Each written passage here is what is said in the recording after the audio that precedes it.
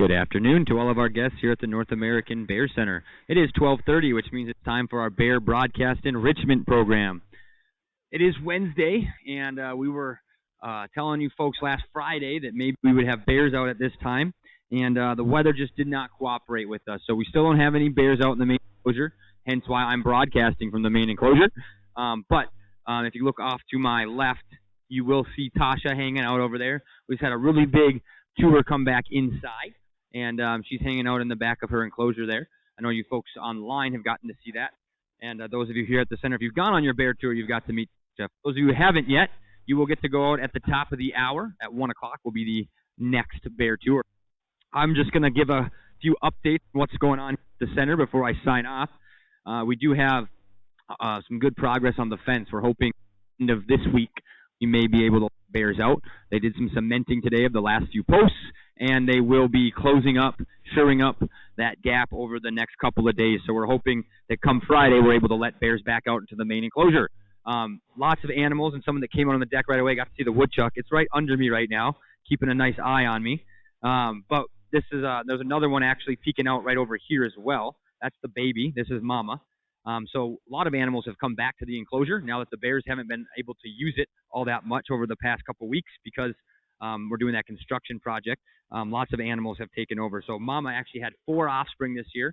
We've been able to see a few of them. Unfortunately, some have been wandering way far away, and they go into territories of other groundhogs. So we got to see some pretty savage groundhog fights over the few days. And unfortunately, one of the other, we think a male, maybe a competing female, did unfortunately kill those babies. So we did lose one, but as long as mom raises one to adulthood, she's doing just fine. Other stuff's going on in the pond. We have a bunch of frogs and stuff coming back. There's tadpoles in the pond, which is awesome.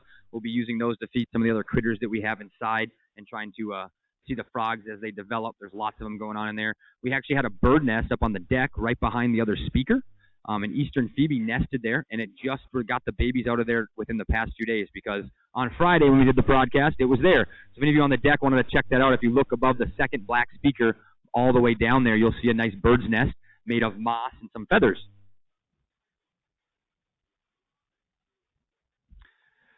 We also have our Fun July kickoff. So for those of you who follow us on social media, we're doing contests right now on all the social media, Facebook and whatnot, for naming our critters. So if you haven't noticed yet, inside the building we have turtles, frogs, snakes, toads, salamanders, and all kinds of cool stuff.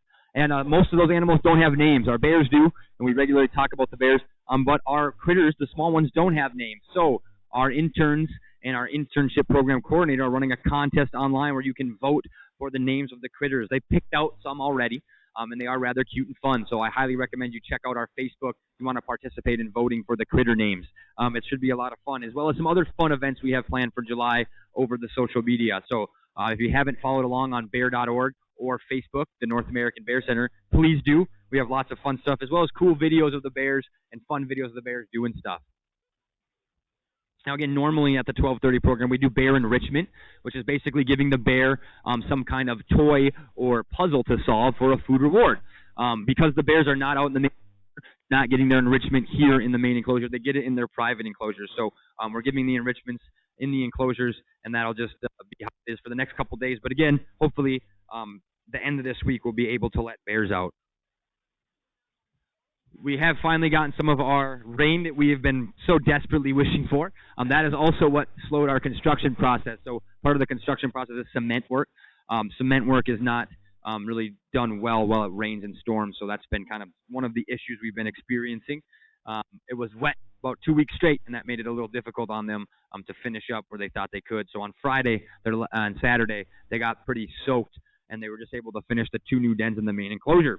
So they do have the 2 dens in there. There's one over there. It just looks like a dirt mound right now, and there's one behind the large falls as well. Those are the third, including this one, option for the bears in the main enclosure. So we do allow them to choose where they want to hibernate. They may hibernate there if they want to in their individual enclosures, or they may hibernate out in the main enclosure. We'll see who chooses what den this year. Now, in the bear world, it is matriarchal. So even though the females are half the size of the males when they're full grown, they are in charge, which is kind of neat. So the smallest bear we have at the center happens to be our oldest female, which means she's the matriarch. Holly Bear, for those of you who haven't been on your bear tour yet, you'll get to meet her. She regularly reminds the other bears who's in charge by smacking them around. And sometimes she even feels the need to remind the staff here who's in charge by bluff charging the fence at us and whatnot. So she is the boss bear here at the center. She owns the whole enclosure, including all the private enclosures, including Tasha. All this is one bear's territory, and it's all Holly's. Now, there are some things that the bears get scared of, so they're not too fond of construction noises, as you might imagine. But believe it or not, these little woodchucks that we're seeing running around, they're actually scared of them. So the woodchucks live in the cave here during the summer. They move out for the winter. Woodchucks have alternating dens, summer versus winter season. The bears like to use this in the winter, so they'll start investigating late summer, early fall, and we've seen the bears come running out of there with the woodchucks nipping at their heels. So believe it or not, they actually are scared of those woodchucks. So actually, one of their old common names used to be a whistle pig because of the high-pitched noise they emit when they are startled or alarmed, and it's not very fond on the ears, and especially to a bear who has a very sensitive hearing. That high-pitched squeal is quite annoying and scary to them. So, again, like I said, we've put food in there for the bears to go get, and the woodchucks will come chasing them out of there, and they are scared of them for the most part. Now, bears are very timid in general, so it's not necessarily surprising. They have a very timid nature about them from how they evolved here. I'm sorry, I thought I was getting something on the walkie, but I think it is not for me. So again, they are very timid because of how they evolved. Black bears evolved with lots of large predators here in North America, and to this day, they still think those large predators are running around looking for them. So for those of you who've seen the giant short-faced bear skeleton we have inside, no, that's not a dinosaur. We hear that often. It's an extinct species of bear. That bear was very large, and it could potentially eat mammoths. It was so big and powerful. They also ate black bears, and we also had dire wolves, American lions, American cheetahs, all these other large animals, a lot of which actually preyed on black bears. Most of those animals could not climb, so the black bears developed that ability to climb as a defense mechanism, and they would just hurry up these trees. Now that giant short-faced bear or the dire wolf or the American lion, whatever is trying to predate on the black bear, was forced to wait at the tree for them to come down because 90% of a black bear's diet is vegetation, meaning they just sit in the tree and eat the fresh vegetation, forcing those predators to move on and find some other type of food. So again, to this day, they still think those large predators are running around looking for them. Don't tell them might not be so skittish, but again, they tend to be rather skittish and easily scared away. Those of you who have had a bear visit the cabin or the campsite, a lot of times people are surprised how readily will flee when you run outside and together. For those of you who are in the area and looking for methods to scare bears away, or you're a little uncomfortable being camping in bear country and whatnot, we do have a nice display called Camping with Black Bears that goes over all the different things you can do to help prevent black bears from showing up in camp, and if they do, how you would get them to run away.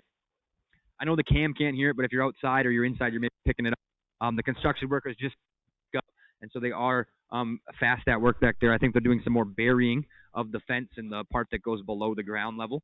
And so once that's done, they have one small piece to sure up.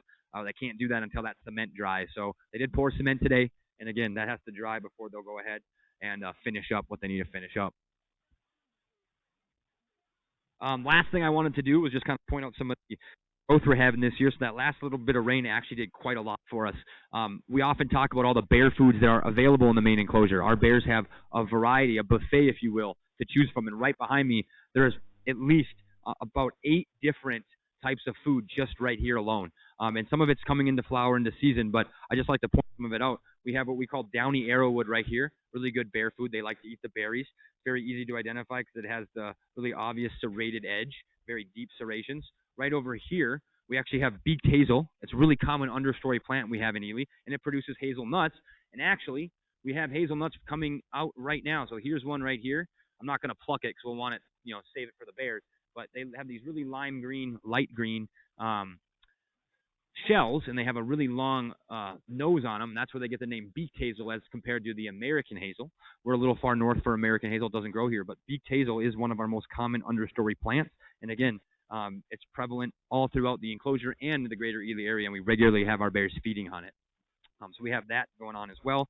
Down below, we have a legume of some kind, or one in the pea family, and it produces a few different things, but we have 2 right next to each other. We have a bush honeysuckle, and then we have some kind of viney pea, cream pea, or something like that. They're very hard to distinguish without the flowers on them. They currently don't have flowers, but again, good vegetation for bears. They actually will eat some of the green vegetation on the pea plants. And then the bush honeysuckle, they will as well eat some of that green vegetation as well. I don't believe they really care for the fruit that it produces because it's not necessarily super good for them. Then if you move over a little bit more, we got some dogwood popping up. Most of you have been longtime followers. You know the bears love the dogwood. So these ones with the really obvious veins on them, but the very nice round, crisp edges, these are dogwoods. And if you look right here, we even have some berrying out. Pretty soon those will be nice and white for the bears, and they will surely enjoy eating them. Although Holly, if you, again, followed the center at all, she loves them, although they don't really agree with her. She usually has some issues after she eats them. But they are going to grow in here, and we'll definitely see the bears go ahead and take advantage of them as well. Then below, and this is harder to see, but we have some large leaf aster growing. Bears also really like that as well. That's another good green vegetation food for them. Right here, we have some wild raspberry. And if you look closely again, these are all little raspberries that are starting to develop. This one looks a little dry, but again, raspberry grows like weeds up here, so it's all over the place. So again, just a real quick glance around, you see there's just several foods just in this location alone. The entirety of the enclosure. And even if I go a little further back, I see some wild sarsaparilla back here, and that produces berries that the bears are fond of as well. A lot of that pea the pea plant is growing all within this understory as well. And then again, nice grass over here. Ryegrass is popping up. Some reed canary grass. Believe it or not, bears love grass as well. So there's lots of good foods here for the bears. Alrighty, folks. Well, that's all I had for you today. Thank you so much for tuning in online if you are. And remember, for you folks that are here today, you can watch these programs online. And we do normally have bears out. It's just with the fencing project, there's no bears out and about right now, obviously. But in the future, we will have them running around and doing broadcasts with the bears on them, so you don't have to see me standing on a rock anymore. Yeah, thanks for tuning in. Thanks everyone that's here at the center today. You had to pay an admission price to be here. We are a nonprofit, so we're very appreciative of that. We're extra appreciative that you'd be willing to spend some time and money with us today. Our goal here is to educate people about black bears. So if you weren't willing to spend that time and money with us today, well, quite frankly, we probably wouldn't be here to show you and teach you about bears. So thank you so much for being willing to spend that time and money with us. If you're going to be in town for a while, I want to recommend a few other museums. There's the International Wolf Center across town. You're not going to see bears there, but you'll most likely see some wolves. It's pretty awesome. Highly recommend you go check it out, as well as the Dorothy Moulter Museum and the Ely Winton History Museum. All great facilities.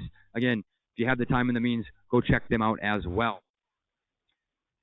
With that, I'm going to go ahead and wrap it up. So thank you, everybody, again, for coming out to the Bear Center. The next bear tour will go out at the top of the hour at 1, which is pretty soon. And if you haven't gone on your bear tour yet, or if you want to go again, you're more than welcome to do so. We will be heading outside for that. So if you need to get stuff from the vehicle, glasses, sunscreen, bug spray, rain jackets, I can't really tell looking at the sky what's about to happen. I see gray skies, I see blue skies, I see sunny stuff. So who knows what's going to happen. But if you need to get anything from the car, that would be a great time to do so. And thanks again, everyone, for showing up today. And thanks for all of you for showing up online. Remember, broadcasts are Monday, Wednesday, Friday, all at 12:30. Hopefully, tomorrow or the next day, we'll have a bear broadcast for you. But only time will tell, and we'll keep you folks posted on that. Thanks, everyone, for tuning in, and we hope everyone has a great rest of their day.